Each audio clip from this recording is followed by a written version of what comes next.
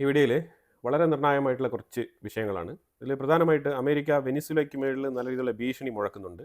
അപ്പോൾ ഈ ഭീഷണി മുഴക്കുന്നത് കൊണ്ട് എന്താണ് സംഭവിക്കുന്നത് പറഞ്ഞാൽ ട്രംപിന് വല്ലാത്ത രീതിയിലുള്ള ഹ്യൂമിലിയേഷൻ അനുഭവിക്കേണ്ടി വരുമോ എന്നുള്ളൊരു പേടി വേറൊന്നുകൊണ്ടല്ല, വെനിസുല കട്ടക്ക് തിരിച്ച് സ്റ്റേറ്റ്മെൻറ്റുകൾ പറഞ്ഞു തുടങ്ങി. ഇത്രയും നാളും നിക്കോളാസ് മദുറാവോ, അതായത് വെനിസുലയുടെ പ്രസിഡന്റ് പറഞ്ഞിരുന്നത്, നിങ്ങൾ വരൂ സംസാരിക്കാം, നമുക്ക് എന്തിനാണ് യുദ്ധം, യുദ്ധം വേണ്ട, പീസ് പീസ് പീസ് എന്നൊക്കെ പറഞ്ഞുകൊണ്ട് ഡാൻസ് കളിച്ച് ഒരു കോമാളിയെ പോലെ പല രീതിയിലുള്ള കോക്കറി മാക്കുകളെ കാണിച്ചുകൊണ്ട് നടന്നായിരുന്നു. അപ്പോൾ ട്രംപ് ഇതിനെ വലിയ രീതിയിൽ സീരിയസ് ആയിട്ട് എടുത്തില്ല. ട്രംപ് വീണ്ടും ഭീഷണി മുഴക്കുകയും തുടരെ വെനിസുലയുടെ ബോട്ടുകളെ അറ്റാക്ക് ചെയ്യുകയും ഇപ്പോൾ 2 ദിവസങ്ങൾക്ക് മുമ്പ് വരെ 8 പേരെ കൊലപ്പെടുത്തിക്കൊണ്ടുള്ള ആക്രമണങ്ങളാണ് അമേരിക്ക അഴിച്ചുവിടുന്നത്. അപ്പം ഇതിനെതിരെ യുണൈറ്റഡ് നേഷൻസിൽ ശരിക്കും ഒരു പ്രസ്താവന വന്നിട്ടുണ്ടായിരുന്നു. അതായത് അമേരിക്കയ്ക്കെതിരെ, അതായത് ഇന്റർനാഷണൽ വാട്ടർ സോണിൽ പോയിട്ട് അവിടെ ആർക്ക് വേണമെങ്കിലും കച്ചവടം നടത്താം. അപ്പോൾ അവിടെ അമേരിക്കയ്ക്ക് മാത്രം ആധിപത്യമുള്ള സ്ഥലമായിട്ട് അമേരിക്ക കരുതിക്കൊണ്ട് ഇന്റർനാഷണൽ സോണിൽ വെച്ചിട്ട് വെനിസുലയുടെ വെനിസുലയുടെ എന്നല്ല, ആരുടെയും ബോട്ടുകളെ ആക്രമിക്കാനുള്ള വകുപ്പില്ല. ഇത് ശരിക്കും ഒരു കുറ്റകരമായിട്ടുള്ള ഒരു പ്രവൃത്തിയാണെന്ന് UN വിലയിരുത്തൽ. പക്ഷേ ഇതൊന്നും അമേരിക്ക അടുത്ത് ചിലവാവില്ലല്ലോ. അമേരിക്കയ്ക്ക് ഏത് UN? അപ്പം UN ഒന്നും അവർ വകവയ്ക്കാനൊന്നും പോകും. UN എന്ന് പറയുമ്പോൾ തന്നെ അത് നിലവിലൊരു നോക്കുകുത്തിയായിട്ട് ഇങ്ങനെ ഇരിക്കുകയാണ്, അത്രയേ ഉള്ളൂ. പാടത്ത് കുത്തിവെച്ചിരിക്കുന്ന ഒരു കോലം. അതാണ് UN കുറിച്ചുള്ള പൊതുവിലുള്ള ഇപ്പോഴത്തെ ഒരു കാഴ്ചപ്പാട്. അപ്പോൾ ആ സാഹചര്യം അങ്ങനെ ഇരിക്കുന്ന ഒരു അവസ്ഥയിൽ വെനിസുല ഇപ്പോൾ എന്താണ് ചെയ്തിരിക്കുന്നത് കഴിഞ്ഞാൽ, അവരുടെ ഒരു മിലിറ്ററി പരേഡ്, അവരിന്ന് 20,000 സോൾജേഴ്സിനെ ബോർഡർ ഏരിയയിൽ അണിനിരത്തിയിട്ടുണ്ട്. 20,000 ഓക്കെ. അപ്പം അമേരിക്കയെ സംബന്ധിച്ചിടത്തോളം 20,000 ഒന്നും അവർക്ക് വലിയ കാര്യമൊന്നുമല്ല. അവർ ശരിക്കും പറഞ്ഞാൽ എയർ സ്ട്രൈക്ക് നടത്തുന്നതിൽ അഗ്രഗണ്യരാണ് അമേരിക്ക. അപ്പോൾ അവരുടെ കയ്യിലുള്ള ടോമഹോക്സ് പോലത്തെ മിസൈലുകളൊക്കെ റെഡിയാക്കി കൺവെൻഷണൽ യുദ്ധമുറകളിൽ തന്നെ അവർ വെനിസുലയെ കീഴ്പ്പെടുത്താൻ സാധിക്കും. പക്ഷേ ഇപ്പോൾ ഇവിടെ നിലവിൽ നിക്കോളാസ് മദുറാവോ പറഞ്ഞിരിക്കുന്നത്, ഇന്ന് വെനിസുലയ്ക്ക് സംഭവിക്കുന്നത് നാളെ കൊളംബിയയ്ക്ക് സംഭവിക്കാം, മറ്റന്നാൾ ബ്രസീലിന് സംഭവിക്കാം, അതേപോലെ ലാറ്റിൻ അമേരിക്കൻ റീജിയനിൽ കിടക്കുന്ന രാജ്യങ്ങൾക്ക് ഓരോന്നിനും ഇത് സംഭവിക്കാൻ സാധ്യതയുള്ള വിഷയമാണെന്നാണ് പറഞ്ഞിരിക്കുന്നത്. ഇപ്പൊ ട്രംപ് ഇത്തിരി മാന്യത കാണിച്ചിട്ടുണ്ട്. എന്താണെന്ന് പറഞ്ഞാൽ സ്റ്റേറ്റ്മെന്റിൽ ഇപ്പൊ ആദ്യമായിട്ടാണ് ട്രംപ് ഒരു സ്റ്റേറ്റ്മെന്റ് വളരെ വ്യക്തമായിട്ട് പറഞ്ഞിരിക്കുന്നത്. അതായത് അമേരിക്കയ്ക്ക് എണ്ണ വേണം, അങ്ങനെ വരൂ, കമോൺ, നിങ്ങൾ എന്താണ് നിങ്ങൾക്ക് വേണ്ടത് അത് തുറന്നു പറയൂ. അപ്പൊ ഇപ്പോഴെങ്കിലും ട്രംപ് ഈ ഒരു കാര്യത്തിൽ ഒരു തുറന്നു പറച്ചിൽ നടത്തിയിട്ടുണ്ട്. അത് ഇത്രയും കാലം അമേരിക്കയുടെ ഉള്ളിലേക്ക് മരുന്നുകൾ കയറ്റി അയക്കുന്നത് വെനിസുലയാണ്. ഈ മരുന്ന് കച്ചവടത്തിന് ഒരു അറുതി ഉണ്ടാക്കാൻ വേണ്ടിയിട്ടാണ് ഞാൻ വെനിസുലയെ പിന്തുടർന്നത് എന്ന് പറയുന്ന ആ രീതിയിലുള്ള ഒരു ഫേക്ക് നറേറ്റീവ് മാറ്റിക്കൊണ്ട് വളരെ ബോൾഡായിട്ട് ട്രംപ് അവസാനം പൊറുതിമുട്ടി ആ ഒരു കാര്യം തുറന്നു പറയേണ്ടി വന്നു. അതായത് വെനിസുലയ്ക്ക് മേളിൽ എന്തിനാണ് ഞങ്ങൾ ഫോക്കസ് ചെയ്യുന്നത്, ഞങ്ങളുടെ താല്പര്യം ഓയിലാണ്. ഈ വെനിസുല എന്ന് പറഞ്ഞ രാജ്യത്തിനെ ബിൽഡ് ചെയ്തവരാണ് ഞങ്ങളാണ്. ക്രിസ്മസ് ന്യൂ ഇയർ ആഘോഷങ്ങളുമായിട്ട് ബന്ധപ്പെട്ട് അമേരിക്കയുടെ ഉള്ളിലായിക്കോട്ടെ ഒരുപാട് രാജ്യങ്ങൾ ഏർലി സ്റ്റേജിൽ തന്നെ അതിൻ്റെ സെലിബ്രേഷൻസ് ഒക്കെ നടക്കുന്നുണ്ട്. അപ്പോൾ അങ്ങനെ ചെറിയ കമ്മ്യൂണിറ്റി പ്രോഗ്രാംസ് ഒക്കെ ഇപ്പം അമേരിക്കയുടെ ഉള്ളിൽ പല സ്ഥലങ്ങളിൽ നടക്കുന്നുണ്ട്. അപ്പോൾ അങ്ങനെ ഒരു സ്ഥലത്ത് ട്രംപ് ഇന്നലെ സംസാരിക്കുന്നുണ്ട്. അങ്ങനെ ആ ഒരു ക്രിസ്മസ് ഈവൻറ്റുമായിട്ട് ബന്ധപ്പെട്ടുള്ള ഒരു സംസാരത്തിലാണ് ട്രംപ് അമേരിക്കയെക്കുറിച്ച് വാനോളം പുകഴ്ത്തി സംസാരിച്ചത്. ഏതാണ്ട് ഒരു വർഷത്തിന് മുമ്പ് അമേരിക്ക എന്ന് പറഞ്ഞാൽ ചത്ത് കടന്ന എക്കോണമിയായിരുന്നു, മീൻസ് കംപ്ലീറ്റ്ലി ഡെഡ് ആയിരുന്നു. അതിനെ ഞാൻ വന്നിട്ടാണ് ഇപ്പം നിലനിർത്തിയിരിക്കുന്നത്. ഇപ്പം നട്ടൽ ഉയർത്തി അമേരിക്ക വളരെ സ്ട്രോങ് ആയിട്ട് നിൽക്കുന്നെങ്കിൽ അതിന് കാരണം ട്രംപ് അഡ്മിനിസ്ട്രേഷനാണ്. നിലവിൽ നിങ്ങൾ നോക്കൂ, നമ്മളുടെ വരുമാനം ഞാൻ ഇരട്ടിപ്പിച്ചിട്ടുണ്ട്. ജനങ്ങളുടെ പോക്കറ്റിൽ നിന്ന് താരിഫ് എന്നുള്ള രീതിയിൽ പൈസ എടുത്തെങ്കിലും ഞാൻ ഖജനാവ് പുഷ്ടിപ്പെടുത്തിയിട്ടുണ്ട്. അതിലുപരിയായിട്ട് ഇൻഫ്ലേഷൻ അതൊക്കെ ഞാൻ കുറച്ചൊക്കെ നിയന്ത്രിച്ചിട്ടുണ്ട് എന്നൊക്കെ പറയുന്നുണ്ട്. ഇൻഫ്ലേഷൻ ഇച്ചിരി ഹൈ ആണ്, എന്തായാലും ട്രംപ് അതൊക്കെ റോങ് ആയിട്ട് ക്ലെയിം ചെയ്യാണ്. ഒരു പൊളിറ്റീഷ്യൻ എന്നുള്ള നിലയിലുള്ള ക്ലെയിമാണ് അതൊക്കെ. അപ്പോൾ അതുപോലെ ചിലരെയൊക്കെ കോട്ട് ചെയ്ത് സംസാരിക്കുന്നുണ്ട്. ടക്കർ കാൾസൺ പോലത്തെ ആൾക്കാരൊക്കെ അമേരിക്കയെക്കുറിച്ച് വേണ്ടാത്ത രീതിയിലുള്ള ഫേക്ക് നറേറ്റീവ്സ് ഒക്കെ സൃഷ്ടിക്കുന്നുണ്ടെന്നുള്ള രീതിയിലുള്ള 2-3 ക്ലെയിമൊക്കെ പുള്ളിക്കാരൻ മുന്നോട്ട് വെക്കുന്നുണ്ട്. ഈ സാഹചര്യത്തിലാണ് ട്രംപ് ശരിക്കും പറഞ്ഞാൽ ഈ വെനിസുലയുമായിട്ട് ബന്ധപ്പെട്ട കാര്യം കൂടി അവിടെ പറഞ്ഞു വെച്ചത്. വെനിസുലയെ ആക്രമിക്കേണ്ടത് ഈ കാലഘട്ടത്തിന് അനിവാര്യമാണ്. അമേരിക്കയ്ക്ക് വളരെ എസെൻഷ്യൽ ആയിട്ടുള്ള ഒരു പ്രോഗ്രാമാണ്, ഒരു പ്രോജക്റ്റാണ് വെനിസുലയെ കീഴ്പ്പെടുത്തുക എന്നുള്ളത് എന്ന് തന്നെ ട്രംപ് പറഞ്ഞു വെച്ചിട്ടുണ്ട്. അതിൽ പ്രധാനമായിട്ട് പറയുന്നത് ഫോസിൽ ഫ്യൂൽ തന്നെയാണ്. ഈ ഫോസിൽ ഫ്യൂലുകളെല്ലാം തന്നെ നമുക്ക് അവകാശപ്പെട്ടതാണ്. Who build Venezuela? ആരാണ് വെനിസുലയെ ബിൽഡ് ചെയ്തത്? ഏതെങ്കിലും അമേരിക്കൻ കമ്പനികളുമായിട്ട് ഇതിനു മുമ്പ് കരാർ വെച്ച് അത് റദ്ദാക്കപ്പെട്ടിട്ടുണ്ടെങ്കിൽ ആ കരാറുകളൊക്കെ വീണ്ടും നമ്മൾ റീ എൻഗേജ്മെന്റ് ചെയ്ത് മുന്നോട്ട് പോകേണ്ടതുണ്ട്. അപ്പോൾ അതുകൊണ്ട് ഇപ്പം നിലവിൽ വെനിസുല ഗവൺമെന്റുമായിട്ട് ഒരു കരാറോ അമ്മാതിരിയിലോ ഒന്നുമല്ല, അറ്റാക്ക് ചെയ്തെങ്കിലും ആ എണ്ണപ്പാടങ്ങൾ മൊത്തം സ്വന്തമാക്കുക എന്നുള്ളതാണ് ഇപ്പം അമേരിക്കയുടെ ലക്ഷ്യം. അതാണ് ഇപ്പോൾ അമേരിക്കൻ പ്രസിഡന്റ് ഡൊണാൾഡ് ട്രംപ് തുറന്നു പറഞ്ഞിരിക്കുന്നത്. ഓക്കെ, ഇനി ഇപ്പോൾ കാര്യങ്ങൾ കുറച്ചുകൂടെ വ്യക്തമാണ്. കാരണം വെനിസുലയെ ആക്രമിക്കും, അതിന് എണ്ണയാണ് ലക്ഷ്യം, അത് ട്രംപ് തുറന്നു പറഞ്ഞിട്ടുണ്ട്. ഇനിവേ ഇപ്പം അമേരിക്കയ്ക്ക് ഈ ഒരു എണ്ണയുടെ പുറകിലുള്ള ഈ താല്പര്യം, ഇവിടെയാണ് നമ്മൾ ഇന്ത്യക്ക് മേലുള്ള ഈ ഒരു പുനിറ്റീവ് താരിഫിനെയും കൂടി നമ്മൾ ചിന്തിച്ച് നോക്കേണ്ടതുണ്ട്. അമേരിക്ക പല മേഖലകളിലൂടെ ഈ ഫോസിൽ ഫ്യൂവലിന് വേണ്ടിയിട്ട് വിടാപ്പിടിയായിട്ട് ഫോളോ ചെയ്യാണ് പല രാജ്യങ്ങളെയും. അതിൽ ആദ്യമേ തന്നെ ഉക്രൈനെ ഇച്ചിരി തരം താഴ്ത്തിക്കൊണ്ട് റഷ്യയ്ക്ക് സപ്പോർട്ട് കൊടുത്തുകൊണ്ട് റഷ്യയുടെ ഉള്ളിൽ ഉള്ള ഫോസിൽ ഫ്യൂവലിന്റെ ഡീല് എങ്ങനെയെങ്കിലും അമേരിക്ക സ്വന്തമാക്കി എടുത്തുകൊണ്ട് അമേരിക്കൻ ചാനൽ ത്രൂ യൂറോപ്പിന് സപ്ലൈ ചെയ്യാം എന്ന് വിചാരിച്ചിരുന്നു. പക്ഷേ ഇവിടെ റഷ്യയെ സംബന്ധിച്ചിടത്തോളം ചൈനയും ഇന്ത്യയും മേജർ പ്ലെയേഴ്സാണ്. റഷ്യയെ സംബന്ധിച്ചിടത്തോളം അമേരിക്ക വന്നാലും ഇല്ലെങ്കിലും റഷ്യയുടെ എക്കോണമി ചൈന, ഇന്ത്യ 2 രാജ്യങ്ങളും ചലിപ്പിക്കും എന്നുള്ളത് അമേരിക്കയ്ക്ക് വളരെ വ്യക്തമായിട്ട് മനസ്സിലായി. അപ്പോൾ അതുകൊണ്ട് തന്നെയാണ് തീർച്ചയായിട്ടും ഇപ്പം റഷ്യയും ചൈനയും ചലിപ്പിക്കുന്നു എന്ന് പറഞ്ഞാൽ അതിലൊരു കാര്യം മനസ്സിലാക്കണം, യൂറോപ്പിന്റെ കോൺട്രിബ്യൂഷനാണ് അതിൽ മെയിൻ ആയിട്ടുള്ളത് എന്നുള്ളതാണ് മനസ്സിലാക്കേണ്ടത്. കാരണം യൂറോപ്പിലേക്കാണല്ലോ ഈ എണ്ണ വിൽക്കുന്നത്. അപ്പോൾ റവന്യൂ കണ്ടത്, ഇപ്പം നമ്മൾ എണ്ണ വാങ്ങി ഇവിടെ ഡംപ് ചെയ്ത് വെച്ചിട്ട് കാര്യമില്ലല്ലോ. ഇന്ത്യ വാങ്ങിക്കുന്നെങ്കിലും അതിൻ്റെ മാർക്കറ്റ് യൂറോപ്പാണ്. ശരിക്കും യൂറോപ്യൻസ് തന്നെയാണ് ഈ എണ്ണ വാങ്ങിക്കുന്നത്. ആ ഒരു സൈക്ലിംഗ് പ്രോഗ്രാമിൽ അമേരിക്കയ്ക്ക് നിർണായക സ്ഥാനം വേണം എന്നുള്ള രീതിയിൽ അമേരിക്ക ചിന്തിച്ചതുകൊണ്ടാണ് റഷ്യയുമായിട്ട് അടുക്കാൻ തീരുമാനിച്ചത്. പക്ഷേ റഷ്യ മറ്റു പല ഓപ്ഷൻസ് ആണ് അമേരിക്കയ്ക്ക് കൊടുത്തത്. Rare earth elements, joint program, arctic programs, uranium, plutonium പോലത്തെ ആ രീതിയിലുള്ള പ്രോഗ്രാംസ് ആണ് ഏറ്റവും കൂടുതൽ റഷ്യയും അമേരിക്കയും തമ്മിൽ ഡീലിങ്സിലേക്ക് മുന്നോട്ട് പോയത്. അപ്പോൾ എന്തായാലും എന്നാൽ പിന്നെ എണ്ണ ഒഴിവാക്കാമെന്ന് വിചാരിച്ചെങ്കിലും അവിടെയും ഒരു പൂർണ്ണമായിട്ടൊരു മനസ്സ് വന്നില്ല. ഫോസിൽ ഫ്യൂൽ വിട്ടുകൊടുക്കാനുള്ള മനസ്സ് ട്രംപിന് വന്നില്ല. അതുകൊണ്ടാണ് ഇന്ത്യക്ക് മേളിൽ 50% പുനറ്റീവ് താരിഫ് അടിച്ചു തന്നത്. കാരണം ഇന്ത്യ ആണല്ലോ യൂറോപ്പിന് എണ്ണ കൊടുക്കുന്നത്. അപ്പോൾ ഈ ഓയിലുമായിട്ട് ബന്ധപ്പെട്ട വിഷയത്തിൽ ട്രംപ് എത്രമാത്രം കർക്കശക്കാരനാണ് എന്നുള്ളത് തെളിയിക്കുന്ന രീതിയിലാണ് ഈ കാര്യങ്ങളൊക്കെ ഇപ്പോൾ നമുക്ക് മനസ്സിലാക്കാൻ പറ്റുന്നത്. അപ്പോൾ അടുത്ത് മിഡിൽ ഈസ്റ്റ് മേഖല നോക്കിയാൽ മിഡിൽ ഈസ്റ്റിലെല്ലാം തന്നെ അവർ ഇൻഡിപെൻഡന്റ് പ്ലേയേഴ്സ് ആണ്. മിഡിൽ ഈസ്റ്റ് ഒരിക്കലും അമേരിക്കയ്ക്ക് എണ്ണ കൊടുത്തിട്ട് നീ വിറ്റോ എന്നൊന്നും പറയത്തില്ല. മിഡിൽ ഈസ്റ്റിലെ സൗദി അറേബ്യ പോലത്തെ രാജ്യങ്ങളൊന്നും അമേരിക്കയ്ക്ക് പൂർണ്ണമായിട്ടും അവർ ഈ ഒരു കമ്പനി വിൽക്കാൻ പോകുന്നില്ല. അവർ പെട്രോൾ ഡോളറിൽ തന്നെ അവർ ഒഴിവായി നിൽക്കുന്ന സാഹചര്യം കൂടിയാണ്. അപ്പോൾ അതുകൊണ്ടാണ് ഇപ്പം ഇറാഖ് മേഖലയിൽ റഷ്യ ഹാൻഡിൽ ചെയ്തിരുന്നത് ലൂക്കോയിൽ പോലത്തെ സ്ഥാപനങ്ങളെയൊക്കെ സാങ്ഷൻ എന്നുള്ള രീതിയിലുള്ള ചില ഗിമിക്കുകൾ ഉപയോഗിച്ചുകൊണ്ട് ആ ഫോസിൽ ഫ്യൂൽ കമ്പനികളെയൊക്കെ ടേക്ക് ഓവർ ചെയ്തുകൊണ്ട് ഇപ്പം മുന്നോട്ട് വരുന്നത്. അപ്പോൾ ഇറാഖിൽ ഇപ്പം പൂർണ്ണമായിട്ടുള്ള ഒരു ആധിപത്യം അമേരിക്കയ്ക്ക് കിട്ടിയിട്ടുണ്ട്. അതാണ് നമ്പർ 1 പോയിന്റ്. അപ്പോൾ ഇത് മാത്രമേ ഇപ്പോൾ ഫോസിൽ ഫ്യൂൽ ആയിട്ടുള്ള ഒരു റിസോഴ്സ് അവർക്കുള്ളൂ, അവർക്കിത് പോരാ. അപ്പോൾ അതുകൊണ്ട് ഇറാന്റെ സൈഡിലേക്ക് ഇസ്രായേലിനെ വെച്ചിട്ട് ഭയങ്കരമായിട്ട് പ്രഷർ ഇട്ടുകൊണ്ട് ഏതെങ്കിലും തരത്തിൽ ഇറാന്റെ എണ്ണയെങ്കിലും കൈക്കലാക്കാൻ പറ്റുമോ എന്നുള്ള ശ്രമമൊക്കെ നടത്തിയിട്ടുണ്ടായിരുന്നു. അത് ഇസ്രായേൽ കട്ടയ്ക്ക് ഇറാനെ എതിർക്കുന്ന സമയത്തും അമേരിക്ക ഭയങ്കരമായിട്ടുള്ള സോഫ്റ്റ് കോർണർ കാണിച്ചുകൊണ്ട് എങ്ങനെയെങ്കിലും ഇറാൻ ടേബിളിലേക്ക് വരും, ഇരുന്ന് സംസാരിച്ച് എണ്ണയുമായിട്ട് ബന്ധപ്പെട്ട ഡീലിങ്സും ബിസിനസ്സും എനിക്ക് ഇറാനിയൻ പീപ്പിൾ ഞാൻ ഇറാനിയൻ ജനങ്ങൾക്ക് ഞാൻ ഗുഡ് ഓപ്പർച്യൂണിറ്റി കൊടുക്കുന്നു, എക്കണോമിക് പുരോഗതിയിലോട്ട് പോകണം ആ രാജ്യം എന്നൊക്കെ ആഗ്രഹിക്കുന്നു പറഞ്ഞിട്ട് ഭയങ്കര സോഫ്റ്റ് കോർണർ ഡയലോഗ് അടിച്ചുകൊണ്ട് ട്രംപ് വന്നത്. ഇതൊക്കെ നമ്മൾ കണ്ടതാണ് കഴിഞ്ഞ ഒരു 5-6 മാസങ്ങൾ കൊണ്ട്. എന്നിട്ടും ഇറാൻ വഴങ്ങിയില്ല. അപ്പം അതാണ് അവസ്ഥ. അപ്പോൾ ഇറാന്റെ എണ്ണയും പോയി. ഇറാനിൽ ഡോമിനേഷൻ ഉള്ളത് ആർക്കാണ്? ചൈനയ്ക്കാണ്. ചൈനയ്ക്കും റഷ്യയ്ക്കുമാണ് ഇറാനിൽ ഡോമിനേഷൻ ഉള്ളത്. ഇന്ത്യക്കുണ്ട്, പക്ഷേ ഇന്ത്യക്ക് ബിസിനസ് പരമായിട്ടാണ്. അപ്പോൾ അവിടെയും ഫോസിൽ ഫ്യൂവലിന് അമേരിക്കയ്ക്ക് കൈ കടത്താൻ കഴിഞ്ഞില്ല. ഇനി ആകെയുള്ളത് എന്താണ്? നമ്മളെ തൊട്ട് താഴെ കിടപ്പുണ്ട് വെനിസുല, അവിടെ കൈവയ്ക്കാം. അതാണ് ഇപ്പോഴത്തെ തീരുമാനം. അപ്പോൾ വെനിസുല ഇപ്പോൾ എന്താണ് ചെയ്തിരിക്കുന്നത് ഓപ്പൺ ആയിട്ട് ട്രംപ് എണ്ണയാണ് ലക്ഷ്യം എന്നുള്ളത് തുറന്നു പറഞ്ഞ സ്ഥിതിക്ക് വെനിസുല യുദ്ധത്തിന് തയ്യാറാകുന്ന രീതിയിലുള്ള കാര്യങ്ങളൊക്കെ കാണിച്ചിരിക്കുകയാണ്. ഇപ്പോൾ ശരിക്കും വെനിസുലയുടെ മറ്റൊരു വലിയ ബോർഡർ, ഏറ്റവും വലിയൊരു ബോർഡർ അവർ ഷെയർ ചെയ്യുന്നത് ബ്രസീലുമായിട്ടാണ്. അപ്പോൾ ബ്രസീലിന്റെ ബോർഡറിൽ ഏറ്റവും കൂടുതൽ ബ്രസീൽ ഇപ്പം അവരുടെ സോൾജേഴ്സിനെ ഡിപ്ലോയ് ചെയ്തിട്ടുണ്ട്. അവർ പറഞ്ഞിരിക്കുന്നത് ഒരു പ്രിവെന്റീവ് മെഷേഴ്സ് ആണെന്നാണ് പറഞ്ഞിരിക്കുന്നത്, ഒരു സെക്യൂരിറ്റി ഉറപ്പുവരുത്താൻ വേണ്ടിയിട്ട്. കാര്യം വെനിസുലയിൽ അൺസർട്ടനിറ്റി ഉണ്ട്. വെനിസുല അവരുടെ മിലിറ്ററി പവർ കാണിക്കാൻ വേണ്ടിയിട്ടും അമേരിക്കയുടെ ഭീഷണി നിലനിൽക്കുന്നത് കൊണ്ടും ആ രാജ്യം ഇപ്പോൾ ഒരു ടെൻഷനിലാണ്. അപ്പോൾ അതുകൊണ്ട് ഞങ്ങളുടെ ബോർഡർ സുരക്ഷിതമാക്കാൻ വേണ്ടിയിട്ട് ഞങ്ങൾ ഡിപ്ലോയ് ചെയ്തിരിക്കുന്നു എന്നാണ് ബ്രസീൽ പറഞ്ഞിരിക്കുന്നത്. അല്ലാതെ അമേരിക്കയ്ക്ക് എതിരെയാണെന്നൊന്നും പറഞ്ഞിട്ടില്ല. അതേസമയം അപ്പുറത്ത് കൊളംബിയയും ഒരു വലിയ രീതിയിൽ ബോർഡർ ഷെയർ ചെയ്യുന്ന ഒരു രാജ്യമാണ്, വെനിസുലയുടെ ബോർഡർ ഷെയർ ചെയ്യുന്നത്. കൊളംബിയയിൽ കൊസ്റ്റോവോ പെട്രോ പുള്ളിക്കാരൻ പറഞ്ഞിരിക്കുന്നത് ഏതെങ്കിലും തരത്തിൽ അമേരിക്ക വെനിസുലയ്ക്കുള്ളിൽ ഗ്രൗണ്ട് ഓപ്പറേഷൻ നടത്തുന്ന ഒരു സാഹചര്യം വന്നു കഴിഞ്ഞാൽ ഞങ്ങൾ വെനിസുലയ്ക്കൊപ്പം നിൽക്കും എന്നാണ് കൊളംബിയ പറഞ്ഞിരിക്കുന്നത്. അപ്പോൾ ഈ ഒരു സാഹചര്യത്തിൽ ശരിക്കും ട്രംപ് ഇപ്പം ഇറങ്ങണോ വേണ്ടയോ, മുന്നോട്ട് പോകണോ വേണ്ടയോ എന്നുള്ള രീതിയിൽ ചിന്തിച്ചുകൊണ്ടിരിക്കുകയാണ്. അതിനൊരു ഉദാഹരണമായിട്ട് 4-5 ദിവസങ്ങൾക്ക് മുമ്പ് വെനിസുലയുടെ ഒരു എണ്ണക്കപ്പൽ അമേരിക്ക ആന്തി കൊണ്ടുപോയി, മോട്ടിച്ചുകൊണ്ട് പോയി. അപ്പോൾ ആ സാഹചര്യത്തിൽ വെനിസുല ഇപ്പോൾ ബോൾഡായിട്ടൊരു ഡിസിഷൻ എന്താണ്? അവർ എണ്ണ സപ്ലൈ ചെയ്യുന്ന വെസലുകളെല്ലാം തന്നെ ഇപ്പം, ഓയിൽ ടാങ്കറുകളെല്ലാം തന്നെ ഇപ്പം എസ്കോട്ടോട് കൂടിയാണ് അവർ അയക്കുന്നത്.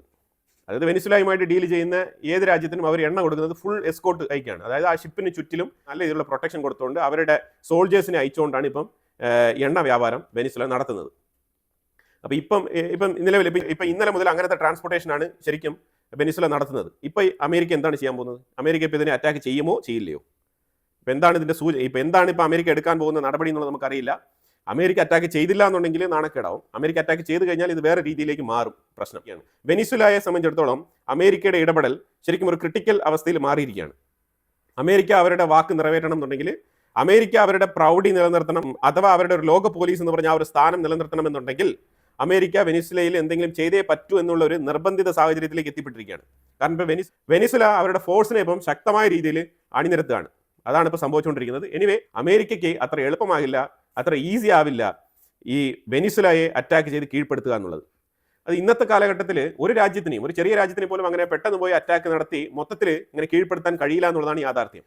നമ്മളുടെ സെക്കൻഡറി ചാനലായിട്ടുള്ള ഇൻസൈറ്റ്സ് മലയാളം ഗ്ലോബലിൽ വാർത്തയിൽ അപ്ഡേറ്റ് ചെയ്തിട്ടുണ്ടായിരുന്നു. പുടിൻ യൂറോപ്യൻ രാജ്യങ്ങളെ അപമാനിച്ചുകൊണ്ട് ലിറ്റിൽ പിഗ് എന്ന് പറഞ്ഞുള്ള ഒരു വേർഡ് ഉപയോഗിച്ചതായിട്ട് പറഞ്ഞിട്ടുണ്ടായിരുന്നു. അപ്പോൾ ഇതിനകത്ത് ഈ ലിറ്റിൽ പിഗ് എന്ന് പറഞ്ഞു കഴിഞ്ഞാൽ പന്നിക്കുട്ടികളെ ഐഡന്റിഫൈ ചെയ്യുന്ന രീതിയിൽ പറഞ്ഞ ഒരു വാക്കാണ്.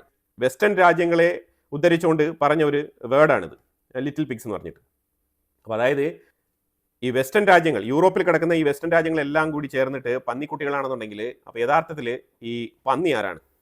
അവിടെയാണ് ഇപ്പം ഏറ്റവും കൂടുതൽ ചോദ്യം ചെയ്യപ്പെടുന്നത്. ഇത് ശരിക്കും പറഞ്ഞാൽ ഒരു കോംപ്ലിക്കേറ്റഡ് ഡയലോഗായിട്ട് മാറിയിരിക്കുകയാണ്. കാരണം അപ്പോൾ യഥാർത്ഥത്തിൽ പന്നി ആരാണ്? ഈ വെസ്റ്റേൺ രാജ്യങ്ങളെ തലപ്പത്തിരുന്ന് നയിക്കുന്ന ആരാണ്?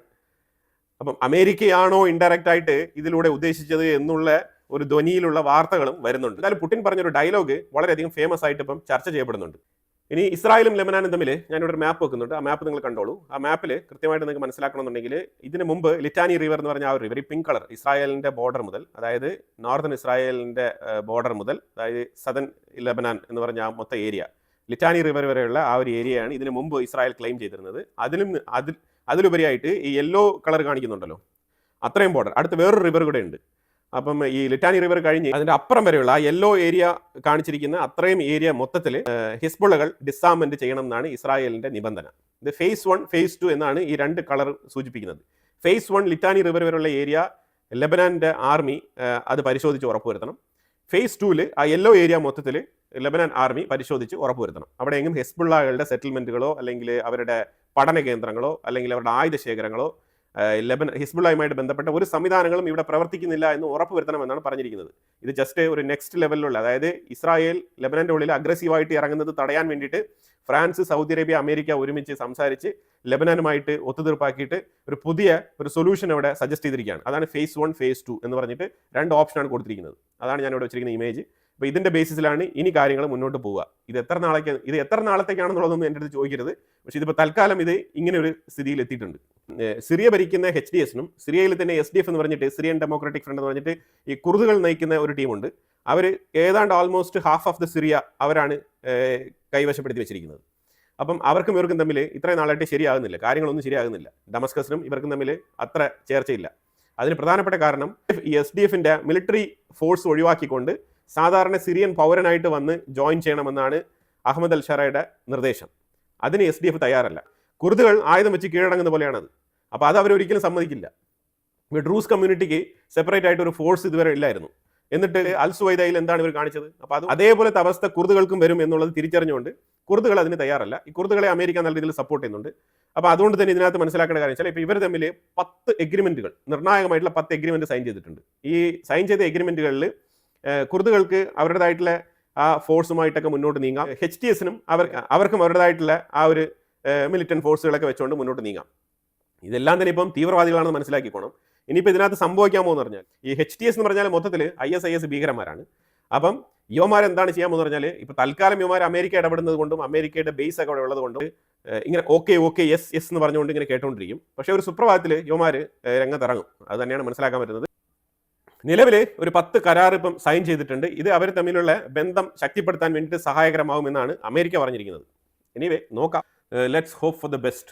ഇത് something is better than nothing എന്ന് പറയുന്ന കണക്ക് ഈ SDF, ഈ കുർദുകൾ എന്തായാലും ഒരു യുദ്ധം അല്ലെങ്കിൽ ഒരു എതിരാളി എന്ന് കൺസിഡർ ചെയ്ത് മുന്നോട്ട് പോകുന്നതിലുപരിയായിട്ട് ഒരു എഗ്രിമെന്റ് ഒക്കെ വെച്ച് ഒരു ധാരണയിലെത്തി മുന്നോട്ട് പോകുന്നതായിരിക്കും നല്ലത്. ഇല്ലാന്നുണ്ടെങ്കിൽ നിരന്തരം അങ്ങോട്ടും ഇങ്ങോട്ടും അടിയും വഴക്കും ബഹളവും ആയിരിക്കും. അപ്പോൾ അതുകൊണ്ട് ഒരു ധാരണയിലെത്താൻ വേണ്ടിയിട്ട് സഹായിക്കുമെന്നാണ് മനസ്സിലാക്കാൻ പറ്റുന്നത് ഈ ഒരു 10 എഗ്രിമെന്റ്സ്. റഷ്യ ഉക്രൈനുമായിട്ട് ബന്ധപ്പെട്ട വിഷയത്തിലേക്ക് വന്നു കഴിഞ്ഞാൽ, ഉക്രൈൻ കുപ്യാൻസ്ക് എന്ന് പറഞ്ഞ ആ ഒരു റീജിയൻ ഫോക്കസ് ചെയ്താണ് മുന്നോട്ട് നീങ്ങുന്നത്. കുപ്യാൻസ്കിൽ പല മേഖലകളും ഞങ്ങൾ റഷ്യയുടെ കയ്യിൽ നിന്നും തിരിച്ചു പിടിച്ചിട്ടുണ്ടെന്നൊക്കെ ഉക്രൈൻ അവകാശവാദം പറയുന്നുണ്ട്. പക്ഷേ ഇതിനെ എതിർത്ത് റഷ്യയുടെ സൈഡിൽ നിന്ന് ക്ലെയിം ഉണ്ട്. അതായത് കുപ്യാൻസ്ക് എന്ന് പറഞ്ഞിട്ട് അവർ കാണിക്കുന്ന സ്ഥലമെല്ലാം തന്നെയും ഉക്രൈൻ്റെ പക്കൽ തന്നെ ഇതിന് മുമ്പ് ഉണ്ടായിരുന്ന സ്ഥലങ്ങളാണ്. അത് റഷ്യ ക്യാപ്ചർ ചെയ്ത സ്ഥലങ്ങളല്ല എന്നാണ് റഷ്യ പറഞ്ഞിരിക്കുന്നത്. ഇനി തിരിച്ച് നമ്മൾ റഷ്യയുടെ സൈഡിലേക്ക് വന്നു കഴിഞ്ഞാൽ, റഷ്യ ഈ സെബ്രോഷേഷ്യ ഭാഗത്ത് നിന്ന് താഴെ നിന്ന് മുകളിലോട്ട്, അതായത് ഡിനിപ്രോ റിവർ അത് എയിം ചെയ്താണ് റഷ്യ മുന്നോട്ട് നീങ്ങുന്നത്. അപ്പോൾ ആ മേഖലകളിൽ ഇപ്പോൾ ഞാൻ വെച്ചിരിക്കുന്ന മാപ്പിൽ നിങ്ങൾ കണ്ടു കഴിഞ്ഞാൽ ഈ യെല്ലോ ഏരിയ കാണിച്ചിരിക്കുന്നത്, ഈ യെല്ലോ ഏരിയ എല്ലാം തന്നെ റഷ്യ അഗ്രസീവായിട്ട് ഫ്രണ്ട് ലൈനിൽ മുന്നേറ്റം നടത്തിക്കൊണ്ടിരിക്കുന്ന സാഹചര്യമാണ് കാണാൻ കഴിയുന്നത്.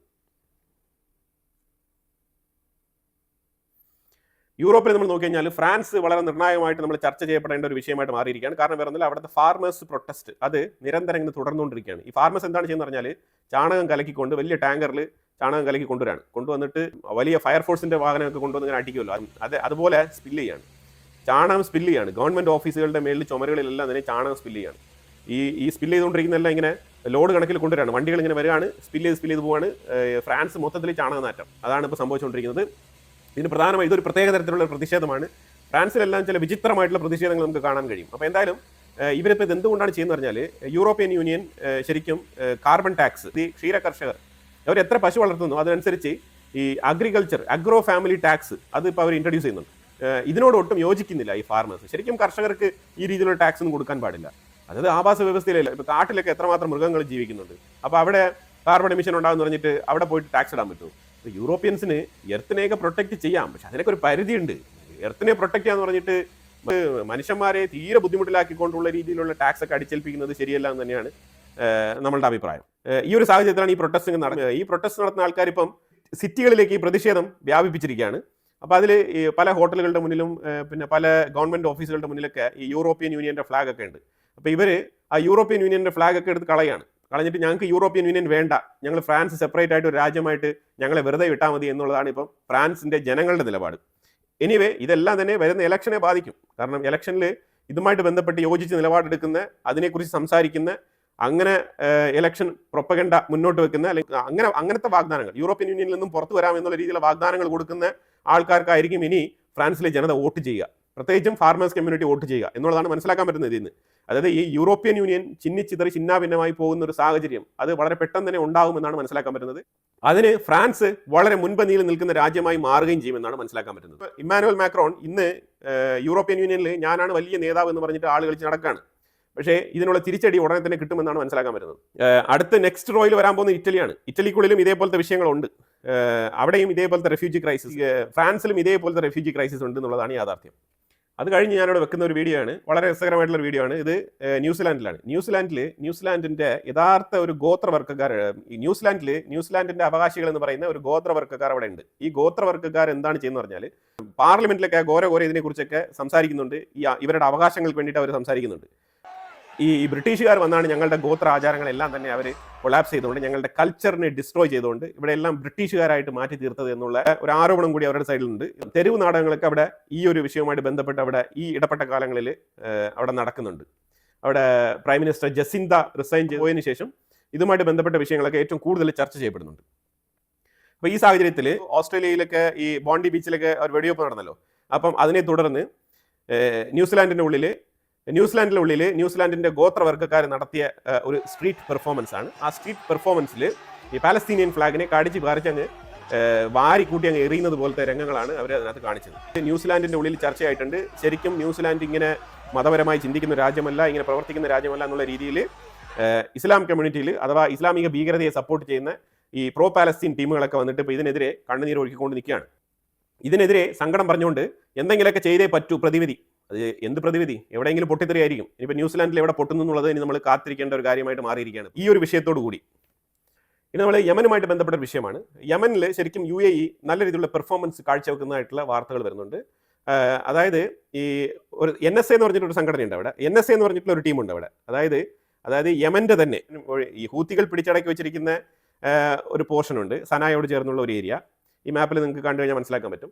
ഈ സന എന്ന് എഴുതിയിരിക്കുന്ന സ്ഥലം ആ ഒരു ഏരിയയിൽ കാണിച്ചിരിക്കുന്ന ആ ഒരു കളറുമായിട്ട് ബന്ധപ്പെട്ട് നിങ്ങൾ മനസ്സിലാക്കിയാൽ മതി. അതാണ് ഹൂത്തികളുടെ കയ്യിലുള്ളത്.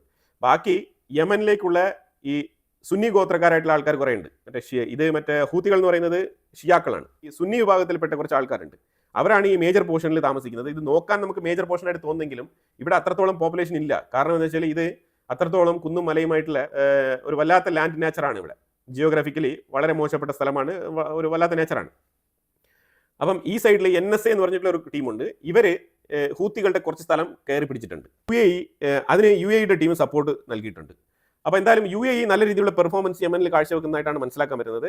സൗദി ഇപ്പോൾ കുറച്ച് സൈലന്റ് ആയിട്ടാണ് കാര്യങ്ങൾ മുന്നോട്ട് നീക്കുന്നത്. അപ്പോൾ എന്തായാലും ഇത് ഇങ്ങനെ നീണ്ടിങ്ങനെ പോവുകയാണെന്നുണ്ടെങ്കിൽ, അതായത് NSA എത്രത്തോളം കൂടുതൽ ഈ ഹൂത്തികളുടെ സ്ഥലം കയറി പിടിക്കുന്നു അത്രത്തോളം വീണ്ടും യമന്റെ ഉള്ളിലേക്ക് ഒരു സിവിൽ വാർ പൊട്ടിപ്പുറപ്പെടാനുള്ള സാധ്യത വളരെ കൂടുതലാണ്. UAEയും സൗദി അറേബ്യയും തമ്മിൽ യമന്റെ ഉള്ളിൽ തന്നെ അവർ തമ്മിലൊരു അണ്ടർസ്റ്റാൻഡിംഗ് ഇല്ല, ഇച്ചിരി തർക്കത്തിലാണ് മുന്നോട്ട് പോകുന്നത്.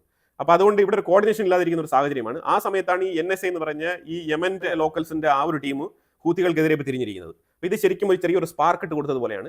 ഇത് ഏത് രീതിയിൽ അവസാനിക്കുമെന്ന് അറിയില്ല. അപ്പോൾ ഈ സാഹചര്യം ഇങ്ങനെ നിലനിൽക്കുന്ന അവസ്ഥയിൽ 3 ദിവസങ്ങൾക്ക് മുമ്പ് സെർബനിയാസ് എന്ന് പറഞ്ഞ ആ ഒരു ഫോറത്തിൽ പങ്കെടുക്കവേ ഇന്ത്യ UAE തമ്മിൽ ഡിഫൻസ് സഹകരണത്തിന് വേണ്ടിയിട്ടുള്ള കരാർ സൈൻ ചെയ്തിട്ടുണ്ട്. അതിനെ തുടർന്ന് ഡിഫൻസ് മേഖലയുമായിട്ട് ബന്ധപ്പെട്ട് UAE-യും ഇസ്രായേലും തമ്മിൽ 10 ഡീലുകൾ സൈൻ ചെയ്തിട്ടുണ്ട്. ഇതിന് മീഡിയേഷൻ വഹിച്ചത് ഇന്ത്യയാണ്. ഇന്ത്യയുടെ നേതൃത്വത്തിലാണ് ഈ ടോക്ക് നടന്നത്. അപ്പോൾ തീർച്ചയായിട്ടും ഇന്ത്യ, UAE, ഇസ്രായേൽ ഇങ്ങനെ ഒരു ചെയിൻ മിഡിൽ ഈസ്റ്റിൽ ഇപ്പോൾ രൂപപ്പെടുകയാണ്. അതാണ് ഇപ്പോൾ മനസ്സിലാക്കാൻ പറ്റുന്നത്. അപ്പോൾ എന്തായാലും കുറേ നിർണായകമായിട്ടുള്ള ജിയോ പൊളിറ്റിക്സ് വിവരങ്ങളാണ് നമ്മൾ ഈ വീഡിയോയിൽ പങ്കുവച്ചത്. ഇതിനെക്കുറിച്ചുള്ള അഭിപ്രായങ്ങൾ കമന്റ് ബോക്സിൽ രേഖപ്പെടുത്തുക. കൂടുതൽ വാർത്തകളുമായിട്ട് അടുത്ത വീഡിയോയിൽ വരാം. Thank you so much.